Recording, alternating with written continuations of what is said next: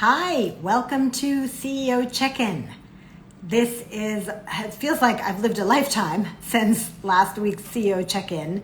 We had the elections, we had the whole country breaking out into, mainly celebration. Not everybody is celebrating. And now this is really such an exciting time of renewed hope and joy, and a time for us to all come together as a country. So no matter how you voted, we know that we have some really big hills to climb as a nation. We've got to get out of this pandemic. We have to pull our country out of a recession. We as small business owners are a really big part of that. Hi FX Nutritionist, hi Need MPX, hi Rabia. And so with all that work to do, I want to remind us, hi Erin, I want to remind us actually of the motto of another country. The country is Haiti, and Haiti, where they speak French, and you guys know I'm a bit of a Francophile if you've been following me, their national motto is L'union fait la force, which translates to unity creates strength. And I think that's really the message that we all should be thinking about right now. Let's borrow that motto, right? Unity creates strength, because our country is an amazing country that also still has so many big issues to resolve. We talked right here on CEO Check-In with Rosemary Day, the author of Marching Towards Coverage, about the importance of healthcare reform and how that affects women disproportionately. It's such an important cause for all of us. We want to get small businesses back to a place where we can feel excited about 2021 and how we can be growing, not just treading water or trying to not lose money. I know so many women in our community have had to make really big changes in their businesses, and tax time is coming around, and this is just a tough time for people. So let's all come together now. I know that I've been reaching out to friends who didn't necessarily vote the way I voted, and women in our community, and making sure that we all are focused on rowing in the same direction at this point. So with that, I'm excited to dive in today and do some live coaching. We've had some incredible guests, and if you've missed them, just check out these old episodes on Instagram TV. We archive them all there, and on my YouTube channel, which is simply Julia Pimsleur Coach. So before we do some live coaching today, I'm going to do a Go Big tip.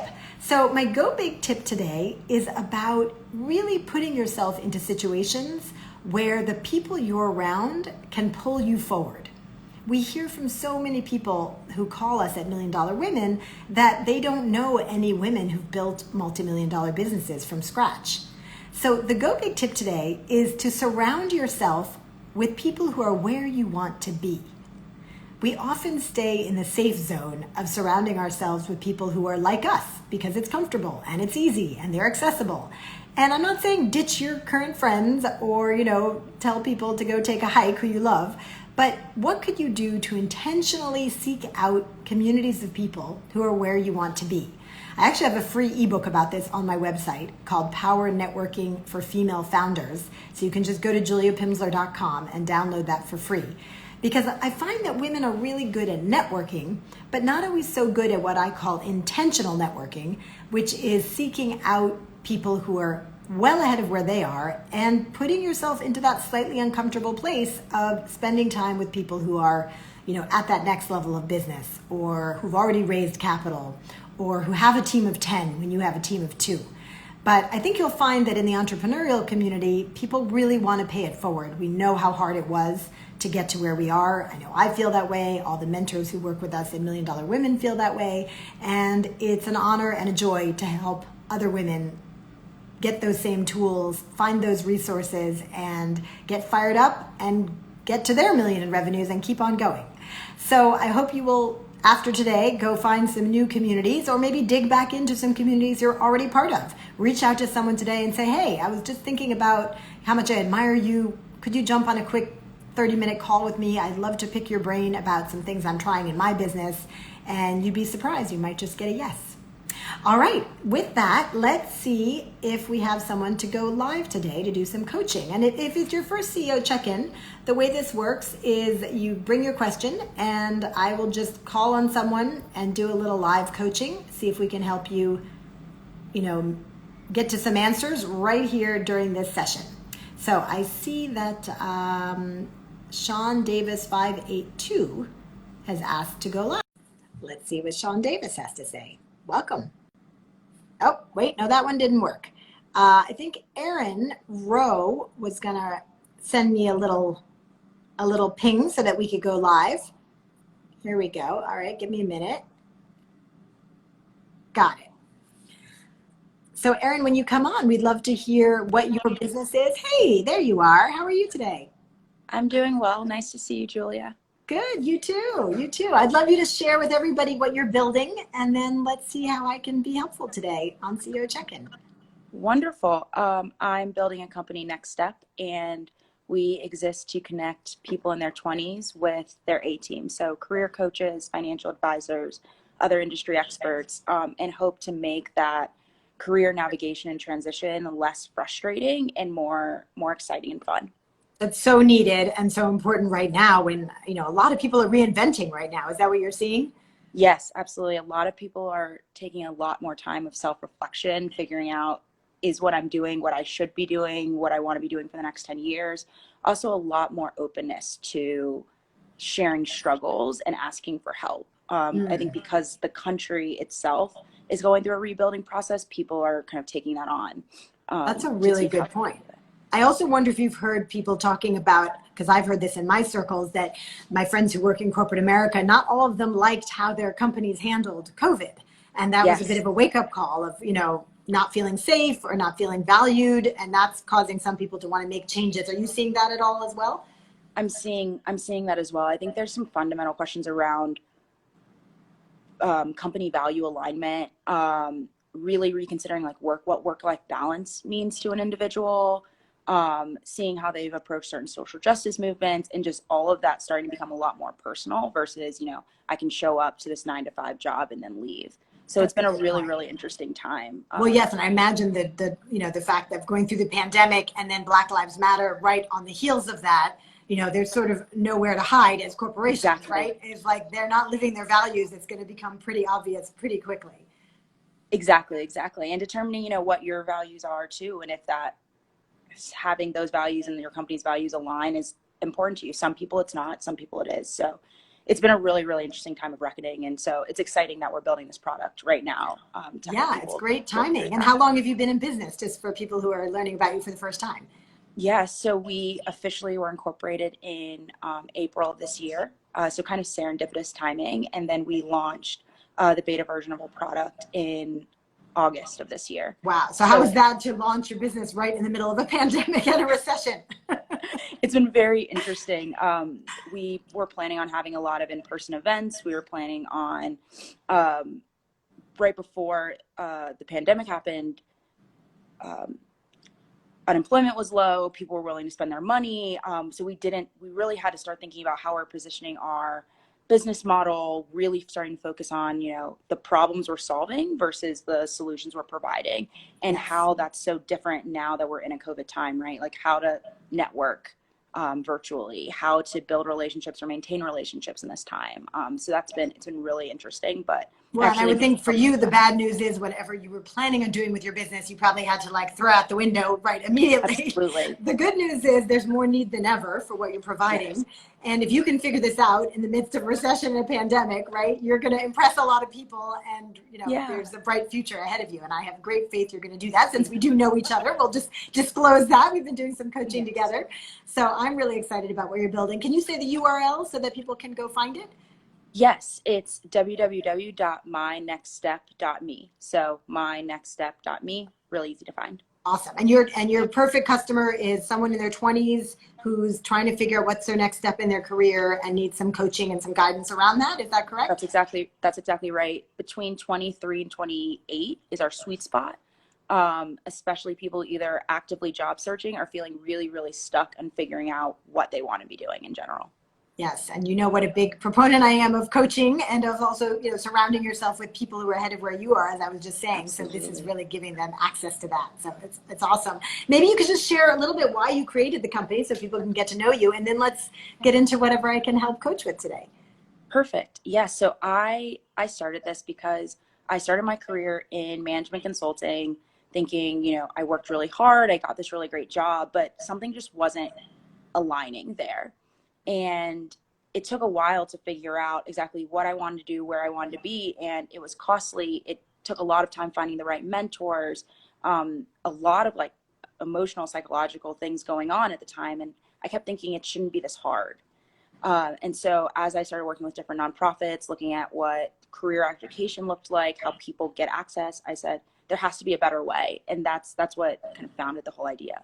I love that. And it's also, there are a lot of barriers for people, right? Like if you don't have people in your family who are successful, who you can turn to, I think a lot of people take for granted having access to people who can guide them and mentor them, right? Not everyone has that. That's exactly it. Yes, there's a lot of people who are blessed with having informal education around some of it, and being able to just have people they can quickly call and can make a few calls on their behalf to get them the exposure experience they want. And the trial by error is much easier to do. Whereas many others, especially women and minorities, don't necessarily have that network to tap into. And it just makes that process infinitely harder. That's right. And it can also seem out of reach, right? If you don't know someone, that you need to see it to be it, right? And even just one conversation can make a huge difference.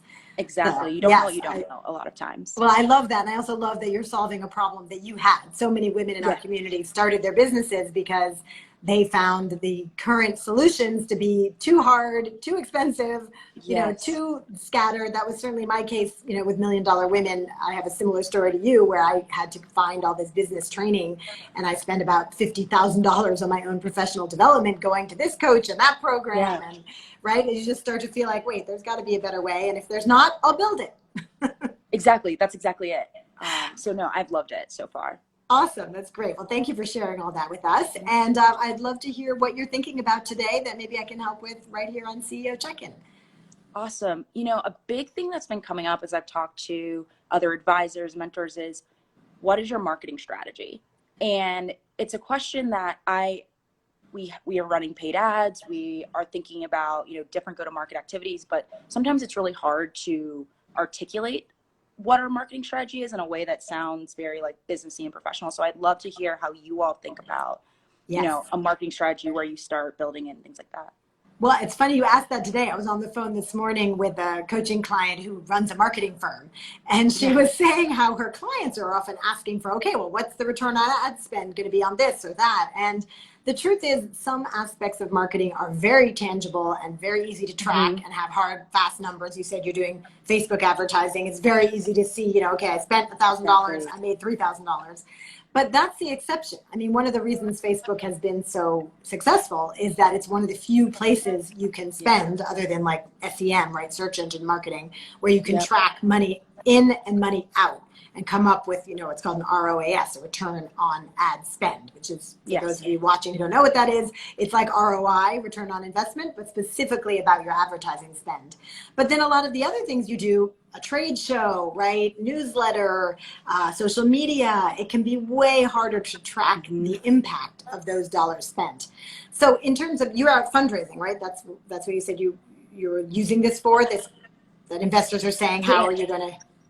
Starting to have very early conversations with potential investors and advisors, just people who are just trying to understand more of how are we commercializing this business. Well, and I'm glad this is coming up too, because a lot of women wonder, you know, should I fundraise? Am I ready to fundraise? And what I like about the fact that you're out fundraising is it's going to force you to ask some really tough questions about your business, right? That we just might not force ourselves to ask if we didn't have potential investors sitting across the table from us saying, hey, what's the marketing spend? So let me actually answer the question, which is that when I was at Little Pim, language teaching for young children, we had to show investors, right, how we were doing our marketing strategy. And what I found was the most effective was to do up a specific marketing budget and show them what we were currently spending and what it was yielding, and then what we wanted to spend and what we predicted that would yield. Because that just put it in very concrete terms. This was even pre-social media being very big. Now with social media being such a huge factor, there are just so many places to spend your money. It's mind-boggling, right? And so I find what's helpful is to just really quantify it. If you can quantify it, you know, on a one-page budget and pull that out, it's, oh, funny you should ask about my marketing strategy, right? I have this here ready. Of course, I used to be at in-person meetings. You could literally pull it out. I guess you'll have to do a screen share. Funny you should ask. I have this on my desktop, right? Because here's what they're really asking, Erin. There's always a question behind the question, right, with the investors. So the question behind the question is, are you numbers focused as an entrepreneur? Because they've dealt with thousands of entrepreneurs and they know that you are so passionate about what you're doing. And as we were saying a few minutes ago, we started our companies because, hey, we had this problem. No one could solve it. We thought we could solve it better. And while that's a great motivator to create a company, it's not going to scale a company. Right? Yes. We know plenty of people who are super passionate, love what they're doing, and the company is just not making a lot of money. And we don't want to be one of those people. We want to be the ones super passionate and the company is making a lot of money. So the change that needs to happen for entrepreneurs is to start getting very numbers driven. And so what the entrepreneurs want to see is, are you still in the throwing spaghetti on the ceiling stage and seeing what will stick? Right? Oh, Facebook ads, social media, right? Newsletter, partnerships. There's just so many things you can do. That one worked, that one didn't. Or are you at a phase where you're like, you know what? We've already thrown like 30 pieces of spaghetti on the ceiling. Here's the 3 that stuck. And now we're investing our dollars into that. And if we take your dollars, we know exactly where to invest them, where they're going to pay off. Right? And that's what the investors are really trying to see. Now, you don't have to get it all right? Nobody has a crystal ball, and social media is changing every 5 minutes. And, sometimes Facebook gets it right and sometimes they don't. Sometimes you make a lot of money there. Sometimes you don't. They're not asking for guarantees. They're looking for your thought process and to make sure that you have a mapped out strategy where you're thinking about return on ad spend, you're tracking every dollar you spend, and can share that vision with them. That completely makes sense. What about human hours spent? Is that something that should also be quantified, or, how does that work? Because, right now a lot of it is the sweat equity it's doing, maybe live meetings with people, IGTVs, things that we're not necessarily investing money in, but we're investing a lot of time in. Is that something else that is important to show, or is that I think it is. Yeah. I mean, you wouldn't believe it, but there are entrepreneurs who don't market at all. Yeah. There just are, right? There are people who are kind of more engineering types, or maybe they're massive introverts, or they just don't like that part. And so if you are spending a great deal of time promoting your company, that should show up, and maybe you've got 2 categories on the budget, right? Maybe one is like trackable return on ad spend, and one you call like brand building, right? Or like marketing. You could even call it like the woman I was on the phone with this morning. She was asking the same question because she's pitching the services of her marketing company and said, sometimes they need us to like redo all their language or create new synergies across their social media and their website. And she's like, that's not really trackable in terms of money that we make back. So we thought that she could use the language, and feel free to borrow this, of quantitative and qualitative. So quantitative, right, is the numbers. So, okay, we invested $500 a week in SEM and we made back $2,500 each week. So we know that's quantitative, and we can track that ROAS. But then we do these things that are qualitative, right? They add to the quality of the marketing and the brand, but they don't yield exciting, impressive numbers, right? And so maybe it's things like, I do 5 live IGTV or podcasts a month. I joined BNI networking event, and I did 3 networking events last month, and each one I met 100 people, and it added 40 people to my newsletter list each time, right? And to start listing those things out, because your time is extremely valuable as a CEO, and if that is one of the things you're doing to help the company grow, right, you want to show them that.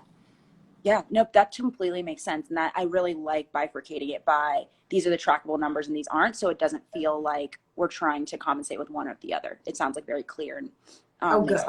And the other good thing about getting it all down on paper like that is, one of the best things about fundraising is what you learn from the potential investors, because, we're all just head down working on our company, right? You're like 24/7, how do I help these 20-year-olds like get the best job and change careers? But what are they doing 24/7? Talking to entrepreneurs. So they're just this wealth of information. That was one of the best things for me about fundraising, is like, well, what do you turn it back on them? What are you seeing out there, right? I mean, if you have their attention for half an hour or whatever it is, you could say, hey, what do you think is missing from this list, right? When you show them your qualitative and quantitative, and maybe they're going to say, oh, we've seen like a lot of our companies killing it on TikTok, right? And maybe it's something you hadn't even thought of. Or maybe they say, I love that you're doing SEM. We've seen a lot of our companies are rocking that. They're moving away from Facebook. Like, you'll just get some good intel that I think will help you in building your company. I love that. No, I think that completely makes sense. That's great. How are you finding the fundraising process? How is it fundraising during a pandemic and a recession? It has been quite interesting. My head of finance, we've been focusing a lot on just aggregating as many interesting companies we found, and then through our own like network, see who can give us soft introductions, who's willing to just start taking time. So that happened earlier this week. I'm now meeting with someone later on this week, just start talking to the company, especially because we're not ready to necessarily start pitching, but we want to be on people's radar. We want to start having the intellectual conversations around, this is what we have right now, this is what we're showing, are we missing anything, is there other things you need to start seeing to feel really confident in this investment, which will also reinforce our confidence in our business model, our marketing strategy, and things like that. That is so smart. I love that. And really the best time to take meetings is when you don't need the money yet, right? When it's Yes. like, I'm just, having informational meetings. Exactly. There's that funny expression in fundraising where they say, if you want advice, ask for money. And if you want money, ask for advice. Right? That completely makes sense. And that has been what I've experienced so far. Right? Because if they get to know you and they're advising you, they feel invested all of a sudden, and they don't feel like, oh, she's asking me for a check right away. And then when you circle back, I mean, I had, 5-10 meetings with some people before they wrote that check, which is why I always teach to think of fundraising as friend raising. Because at the end of the day, the world is a very small place, the business world, right? And I had people I hit up for money for Little Pim who did not write a check, who were emailing me for years. Oh, hey, I saw this article about language learning, thought it would interest you, or run back into them in some other phase of your life. So if you could look at it as friend raising, it takes some of the pressure off of like, oh, I'm just growing my network. Exactly. And what's been really amazing is as I've started having some of these conversations, I'll get forwarded emails like, oh, this company actually released all of its memos. So here's what they looked at when they were investing in Pinterest or they were investing in Airbnb very early on. Like maybe some of these metrics are interesting, and just starting to. Oh, so cool. Wait, a potential investor sent you that? Yeah. I love that. That's so generous. It's really, really nice. Where I just feel like it's nice when you feel like other people are also helping and working on your behalf versus, you're just out there scouring the internet saying, okay, well, what works for Apple when they were, 5 people? And instead of saying like, oh, this company looks really similar to yours, maybe we can look at this business model and things like that. So that's been one of the best parts of having these conversations. That's fantastic. And even though, it's a downturn in the economy, people are still investing in companies, and they're investing in companies just like yours that are an online platform, right? That are perfectly suited to this current environment and to the big societal changes happening. I mean, you're right on point there with what you're doing. Yeah, exactly. And one of the big things we started thinking about too is like, how can we digitize a lot of this? How can we really start making, educational content that is more scalable, that can seize the moment of, people being at home, wanting to just spend their time learning or trying something new. So that's also been a really, really positive result or consequence of the pandemic too. And do you mind if I ask you, because we have so many women in our community who consider fundraising, but then are like, I don't know if I'm ready. Like, how did you know that it was the right time to start, even though you haven't started asking for checks yet, but to reach out and do that? What was that thought process like, Erin? It really started happening as I started. So right now, the fundamental core of our business is a direct-to-consumer model, but I started having these kind of introductory calls with a lot of corporations who were saying, oh, you're helping people figure out what they want to do and, getting a new job. We actually need to help start like retaining people and investing in the employees we do have.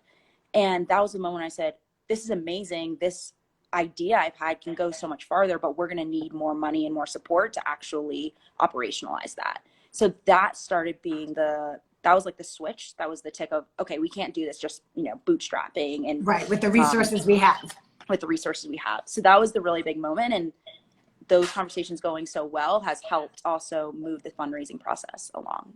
I love that. And are there any women you've followed who've been an inspiration to you? I know that so few dollars have been invested in women of color businesses or people of color businesses generally. I mean, the numbers are crazy. Where I left off, it was like 38 women of color had raised like over $1 million. You might know the more recent numbers. Do you know what they are? I'm pretty sure I don't know this. I'm terrible having numbers off the top of my head. No, that's okay. I just thought maybe you didn't count it, but it's under 100, right? It's like under 100 women have raised over $1 million for their business, which has to Yes. change really quickly. So I'm very glad that you're out there. Well, who inspires you? Is there anyone you looked at where you were like, well, she did it, I think I can do it? Yes. Erin Carpenter is a huge one. She Nude Bar. I know she's worked with you. Yeah, she's fantastic. I was introduced to her years ago in maybe 2015, and just seeing how far Nude Bar has come, how much press they've gotten has been a really, really inspiring. And the fact that she's so open about just living her life at the same time has been a really, really inspiring story. And then another woman. Before you move on from Erin, I just want to share for people watching, well, many may know her because she was in our first graduating class of master class way back when, but you know, she had just been building that business through bootstrapping, right? It's undergarments for women of color, so hosiery that matches your skin, right? That's not white girl nude. And then she eventually caught the attention of Serena Williams and Bumble, who came together to create an investment fund, and she was one of their first investments. So that's such a great example of just, you know, staying persistent, continuing to build relationships with people, and doing that fundraising, and then eventually that really paid off for her, as I'm sure it will for you too. Yes, I remember when she and I were talking about her starting to fundraise again, like maybe 5 years ago, maybe a little more recent, but she said she would go into these meetings with a lot of males and they say, well, what's the point of having all these different color shades of tights? And she was like, okay, you don't fundamentally understand, so I have to do this additional work to help bring that problem to you. And that's something that's even been interesting as I speak to other people who, especially investors, typically sometimes have a traditional path and don't see there's a lot of pain, suffering, chaos, frustration that happens in the career development process. Because well, and back to what we were saying earlier of not everybody has someone they can turn to. I bet the people who are on the investor side, you know, when they were confused, they called their dad's friend, or their mom had a college roommate who got on the phone with them and gave them advice, right? Is that kind of what you're alluding to? Yes, that was very much it. There was a lot of, I figured it out and I'm doing very well, so other people figure it out. It's just hard to be 25. And while, yes, there's a lot of learning and growing that happens with years of age and experience, it's also, someone compared it to like a game of roulette. And some people have more chips than others. Some people can bet bigger than others. Some people have a better understanding of the game than others. So to actually make it a fair, like even playing field.